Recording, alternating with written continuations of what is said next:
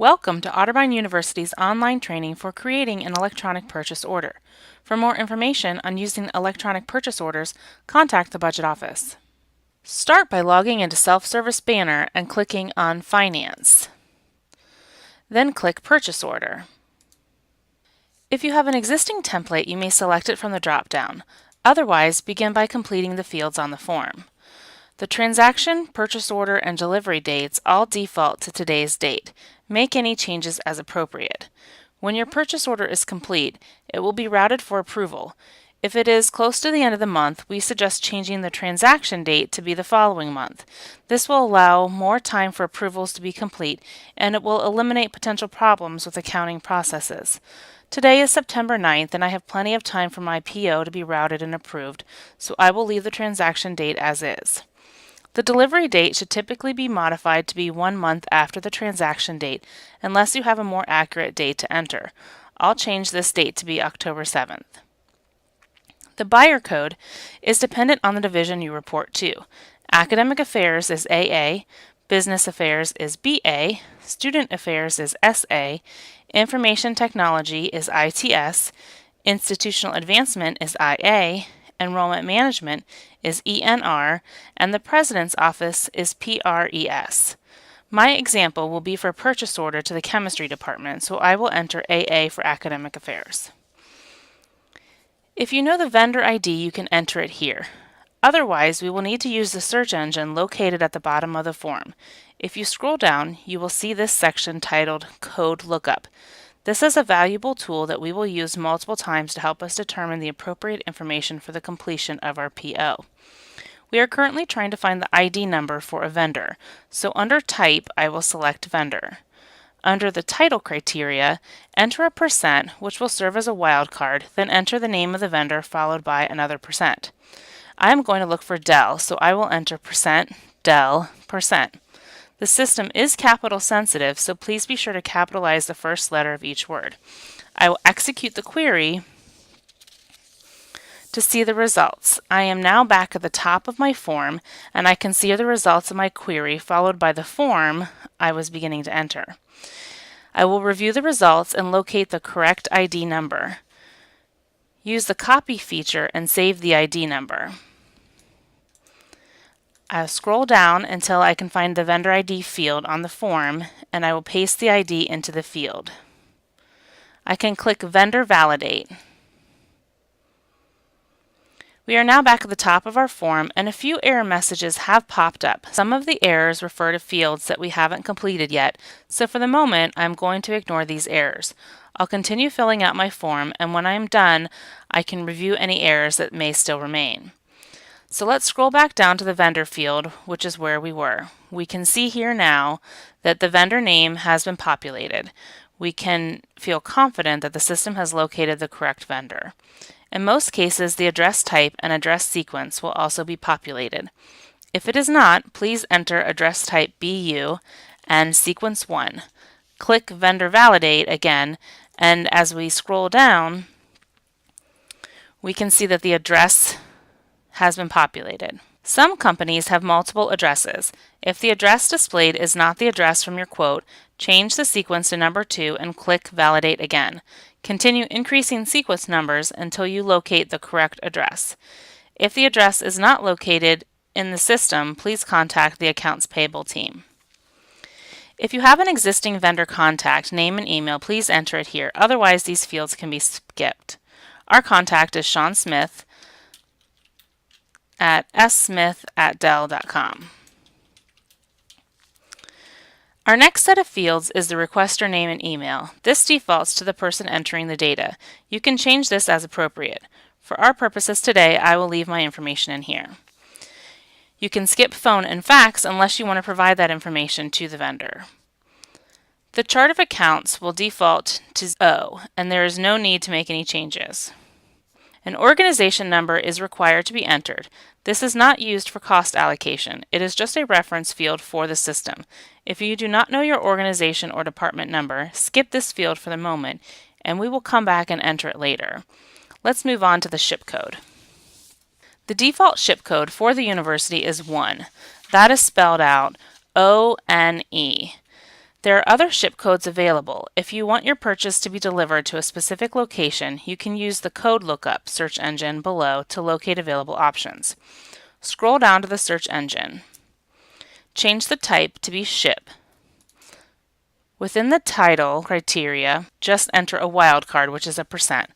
This will pull up all available options, of which there are only a few. Execute the query.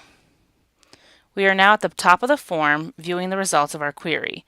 You can see the various shipping addresses. Just like previously, we will copy one of the codes and paste it into our form. I'm going to use the main shipping address, ONE, so I will scroll down to the ship field and paste it in.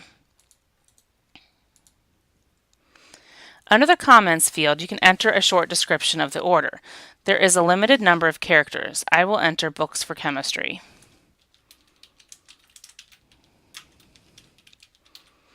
If you have additional comments or you want to copy your quote into the PO, then use the document text link. There are 2 fields to enter data. Comments entered in the first field will print to the PO document. Comments entered in the second field will not print, but will be saved in the system. I don't have any additional comments, so I will just exit this form.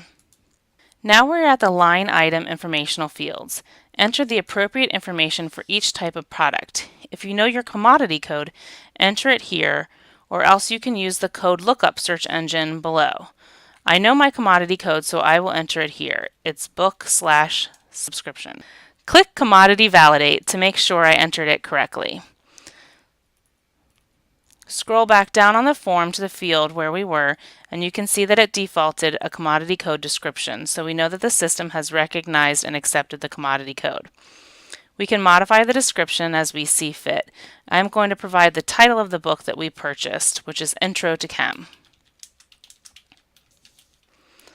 The next field stands for unit or measurement. It defaults to an EA for each. You can change it as appropriate. I will leave this at EA. Enter the quantity of items that you will order. In my case, I have ordered 30 books.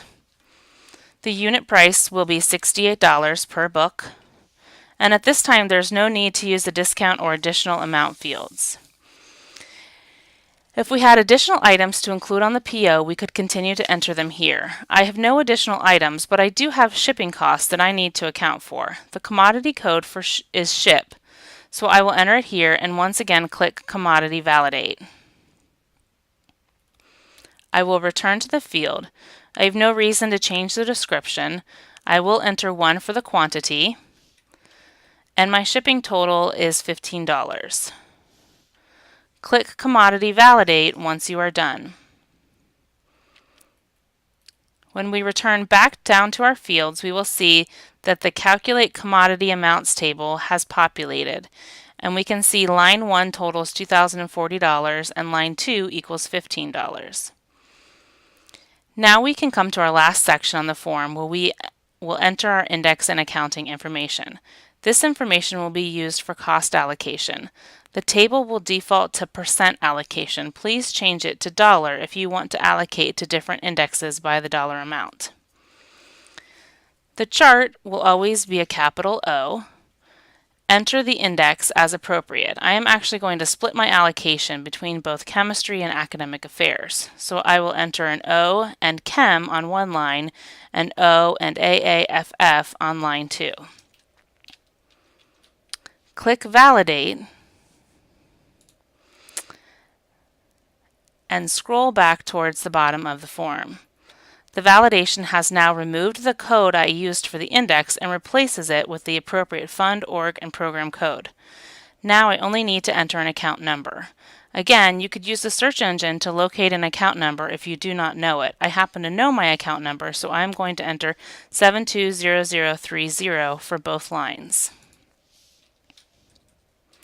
You can also enter an activity and location code if needed.